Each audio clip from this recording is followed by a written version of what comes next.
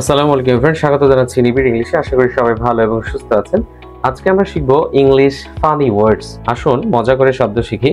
Down, down অর্থ হচ্ছে নিচে এবং রাইট অর্থ সঠিক, কিন্তু একসঙ্গে ডাউন রাইট অর্থ হচ্ছে সহজ সরল। ফেয়ার, ফেয়ার অর্থ হচ্ছে যানবাহনের ভাড়া বা ভাতা, এবং ওয়েল অর্থ হচ্ছে ভালোভাবে, কিন্তু ফেয়ারওয়েল মানে হচ্ছে বিদায়। হেড, হেড অর্থ হচ্ছে মাথা, এবং স্ট্রং অর্থ হচ্ছে শক্তিশালী, কিন্তু একসঙ্গে হেড স্ট্রং অর্থ হচ্ছে একরোখা। হেয়ার, হেয়ার অর্থ হচ্ছে শোনা, এবং সেই অর্থ হচ্ছে বলা, কিন্তু একসঙ্গে হেয়ার সে অর্থ হচ্ছে গুজব। হাম, হাম অর্থ গুনগুন করা, এবং বাগ অর্থ হচ্ছে সারপোকা, কিন্তু হামবাগ একসঙ্গে অর্থ হচ্ছে ধোঁকাবাজি। টেন অর্থ 10, এবং অ্যান্ট অর্থ হচ্ছে পিঁপড়া, কিন্তু টেন্যান্ট অর্থ হচ্ছে প্রজা।